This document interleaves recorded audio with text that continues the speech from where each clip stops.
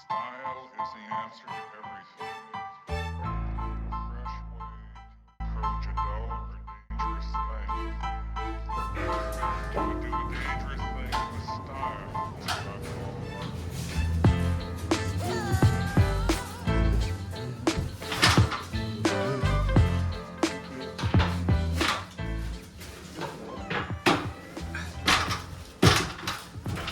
So we're going to throw more steel first, we can afford to leave it then, can't we?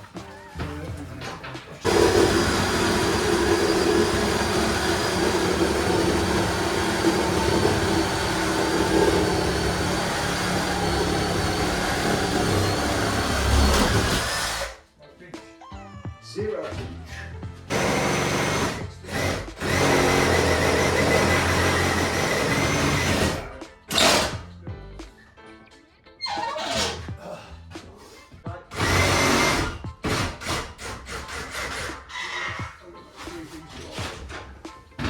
You're all done wood, so it's that out. Got it, yeah.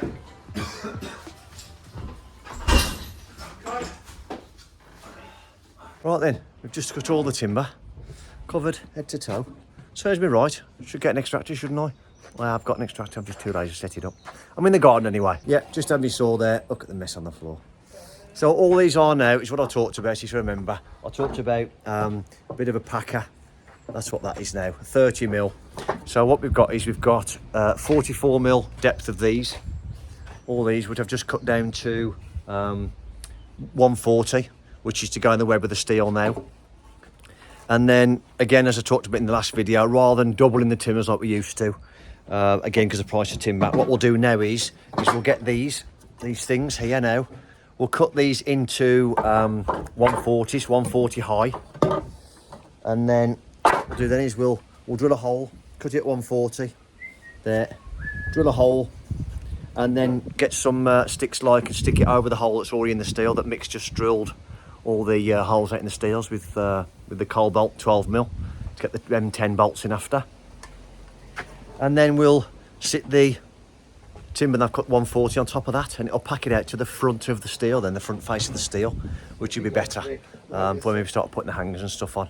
So that's what we're going to do now. So we're going to go upstairs and start setting these out on the front elevation first, where you saw us put the first steel in, and then we'll start setting out then for the joist hangers and what have you. So we'll do that. Say hello, Michael. Hello, Michael. Say hello, Mark. Hello, Mark. Still a bit of comedy timing. But all I'm doing now is I'm going to set out these timbers that I've just cut down on the saw to 140 to go inside the webs of these steels. Mick's just finished putting all these holes through. That was a lovely job, wasn't it, Mick? Absolutely incredible. Really, really loved it. So what I'm going to do now to make it better for myself, these timbers are already at 16-inch, old-fashioned 16-inch centres, which is about 407, 408, something like that. So we're meant to be 400 centres, but I'm not going to be able to maintain 400 centres because these are 16. So at some point I'm going to clash with the rafters. So what I'm going to do is I'm going to fix this like that onto the rafters against that wall. So I'm going to fix this on there. Now what I'm going to do is I'm just going to get my square now and roughly mark. I shouldn't use the word rough. I don't like the Roughly word rough. with the square. Rough with me being Roughly me precisely. Being I'm just going to mark there now, down the side of there like that. Every single one. Same again, like that. I'm going to mark the fact that that is up and that is gable. I'm just going to put gab. So I know that that's also inside. I'm going to put this in as well. So I know now that's inside, that's up, and that's gable. So when I've finished marking everything out, I'll transfer these lines to the other side, and then when I set, the idea being is, oh, excuse me, bit dusty up here. When I set my jiffy hangers out, which I want to set them out along, obviously to put onto this timber, I want to make sure that when I've set my timbers, I'm not going to clash with these. So in essence, what's going to happen now is the jiffy hanger, or sorry, the timber will now sit in that space there. So when I put the jiffy hanger on, it will sort of sit there and there. And this timber then will be in line with this one and come through nice and parallel. So it just looks tidy.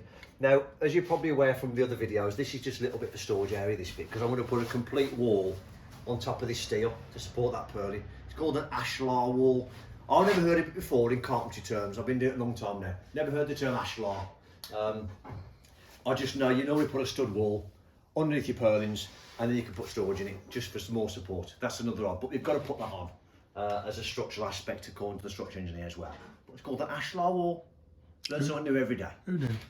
Stud wall on top of steel. That's all it is. So I do this all the way along. I've already cut these to length, so I now know if I get this end, I put that end level with the wall in the steel, I know it's going to sit in, and that's exactly what you want. And I want these timbers to sit down the side of each of these rafters. So I can fix it in the rafter, fix it to the wall plate, and I'm good to go. I'll repeat that process all the way along there and all the way along that way, but that way won't be touching it anyway, because that's when we start getting the dormer wall up. So we'll go all the way along there now, as you're pointing the camera to the end. There's 3 steels I've got to do it on, same process. And then we'll start putting the joist hangers in on the end of the floor joist, because we're not going to be able to get the nailer in after, because it's 400 centres, quite tight. We may even, Mick, now keep yourself steady, we may even have to use a hammer instead of using the power tool. Anyway, we have to go old school, not some ring nails in, twist nails in, sorry, into the side of the joist hangers. We haven't got the PPN today, we forgot. So we may get, if we get to that stage, that's what we'll do. But anyway, there we go, already got one black finger.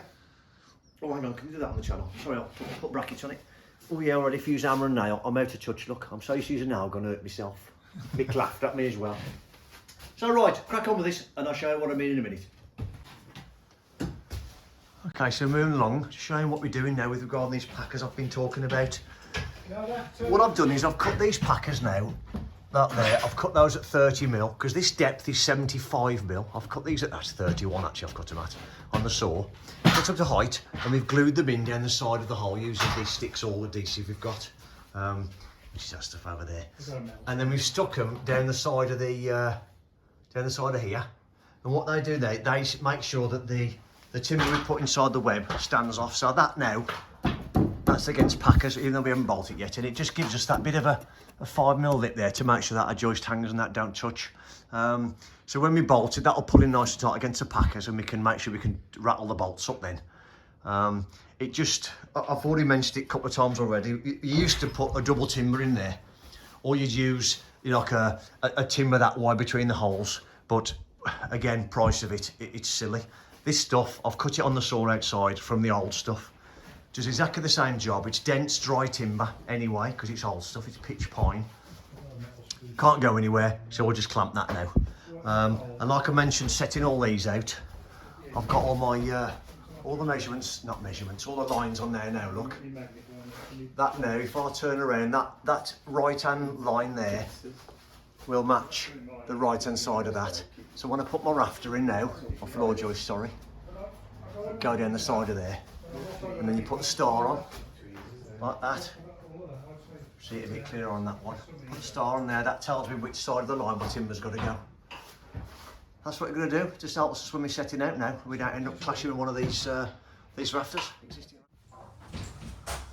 Okay, so that's our first one, bolted in. So I've just enough, about 1/4 inch, not even that much, it's about 4mm that is, in there, and they're just sticking there, and they're all bolted in. All set on the packers, all nice and tight. That one's ready to go now. And the main structure, I know there's packers behind it, but the main structure is because it's sat on there and it's tight onto this. That's where the structure is.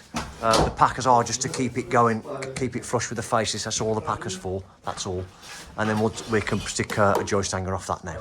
And any weight will be transferred down onto this, the bottom and the inner side of the web. So that's what we're going to do. I've now got my, I'm going to do now, he's going to set up a length now from this face, this one here, over to there. And then I've got to notch it now. So I'm going to get my laser set up. Probably going to put it on there actually. Get my laser set up now, so I can just dip it down. Everyone get the same height, because dip me again like a chocolate hobnob with a cup of tea. I'm going to dip it all the way down and then get a measurement for myself. And it'd be lovely if it was the same, but it won't be. I have to do every individual one, I reckon. Can you get off the workbench now? Sorry, Mickey. Right, let's have a look. This is where we're up to. that's all set now. So I've just turned the laser off, but laser set on there. I've got a dimension now of 245mm from the top down to on my tape measure, which then sets me the same all the way across. So what I've got now is, I've got slightly above the top of the steel. I can't really see it. Let me just bend that out of the way. Slightly above the top of the steel there, if you look. So when we bend these over, we're not going to end up with an issue where the flooring's touching the fixings, because you're going to use the old metal firer we got. And then that sticks below then, allowing us to then overboard or to put a piece of board on there for double boring the steel. So use the same measurement then to stick on the top of there and measure down, put a slot. I'm more than confident this timber, that even though I've cut, and I'm fully aware, once you cut a timber, it then becomes what's left. That is nearly 4 inches.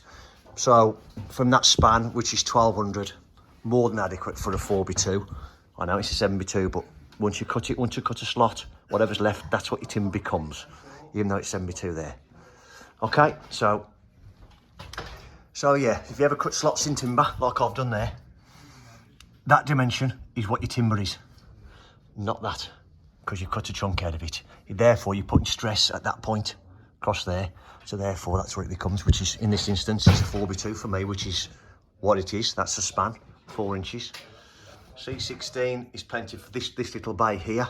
We're waiting for our C24 to turn up, so we've got these C16s ready to go outside, so we can start filling this in while we're waiting. At least we can carry on going, because I said earlier, this is a storage area. I'm more than happy. Now 400 centres still, so C16, 400 centres, 1200mm, 1230mm span to be exact. Perfect for these, no problem at all. So I've got all these set to go now, all bolted. We've got all the packers in the steels over there, if you can see, through the gap stuck. All the packers in the steels in there. And then what we'll do tomorrow now is, first of all, have a good tidy up, so we haven't got any ankle breakers. And then all these timbers are ready to go. They'll just be set in there, all the bolt holes drilled through. Exactly the same as this side. Fix those in. I'll then cut all these in, because there is a difference in height, about 9mm, which isn't too bad, from the depth of that one to the depth of that one. Or sort of say what I've got to take out. There's a 9mm difference. There's 9mm more out of that one than there is this one. So yeah, I've got to put another 5 joists in here. I think it's 6 joists. 400 cents, more than that, isn't it? 1, 2, 3, 4, 5, 6, and about another 9 in there. And then this bay will be done, and then we'll move into there and finish all off in there. So there we go then. This will be the end of this episode. We're going to try and keep these short. We've had a bit of feedback, and people seem to like shorter videos, but more of them. So that's fine. That's what we'll do. We're happy to go what you guys want from us, because we're doing it for you as much as we are ourselves. So yes, as always, thanks for watching. Don't forget that like button.